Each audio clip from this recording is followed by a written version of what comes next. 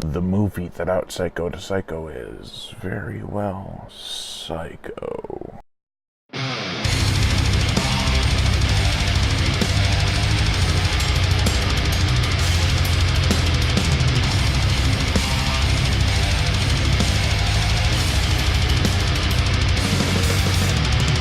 The bird with the crystal plumage. If there was ever a movie that's made me think of anyone but who the person who turned out to be the killer actually was, as the killer, this would be it. The plot.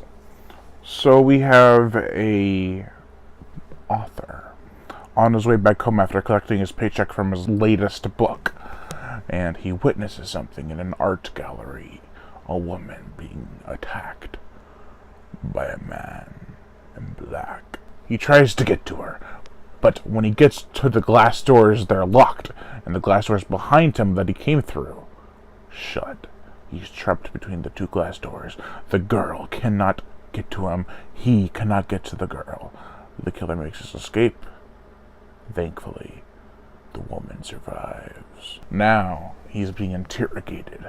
And then he eventually tries to become part of the search for the killer. It all culminates into one batshit climax. It's a great story with tons of shocking reveals. I loved this movie and its style, the cinematography, everything about it. It's very Giallo, which is what it is. It's a Giallo film, which actually means yellow in, I believe, Italian or German. But Dario Argento always has this really fascinating style to his films. They're like nothing you've ever seen before. The cinematography is spot on. There's one scene after the opening attack, and after he's been interrogated, that he's walking home, and it's totally foggy out, man. And he walks, and he gets attacked. It's a really effective scene. The camera work is something to be mesmerized by.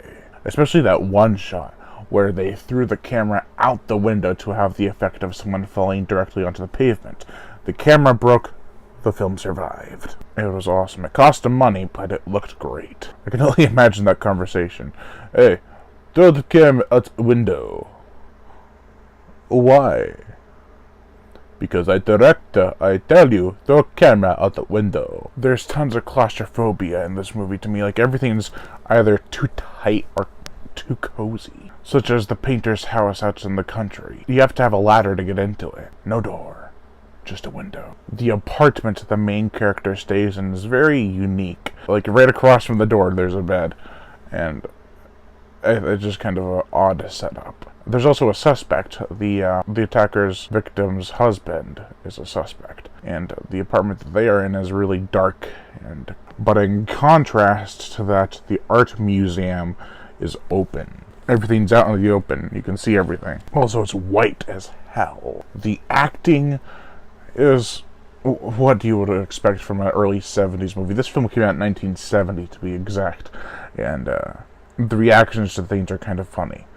And the dubbing doesn't help, but it's not terrible. I've seen so much worse. The gore, the effects, there's nothing too much. Scenes are intense and even somewhat shocking without the use of any gore. The blood is, well, obviously paint, which just helps to create this bloody piece of art. The motion picture soundtrack, Ennio Morricone composes creepy music for this film. I also have the soundtrack, it's somewhere in my room. But the la-la-la-la-la-las give it a really chilling vibe. And even a childlike quality to it. It helps that the eventual killer has a kind of childlike mentality. So the la-la-la-la-la-la-la-las really adds to that. I'll stop doing that, that's probably really annoying. This was Dario Argento's first movie, and it's one of my favorites. I've watched it 3 times now. It's interesting and worth repeated viewings. Even though by the end everything is spelled out for you, there's nothing left to the imagination. And the dubbing isn't the greatest, nor the acting. And there could have been a bit more blood. The film still has a lot going for it, especially its artistic quality. Overall, I give The Bird with the Crystal Plumage a 3.5 out of 5. Thank you all for watching, and I am Brian Gatto, host of Horror Entertainment. Make sure to like my Twitter and Facebook fan pages in the description below, and to leave comments and subscribe.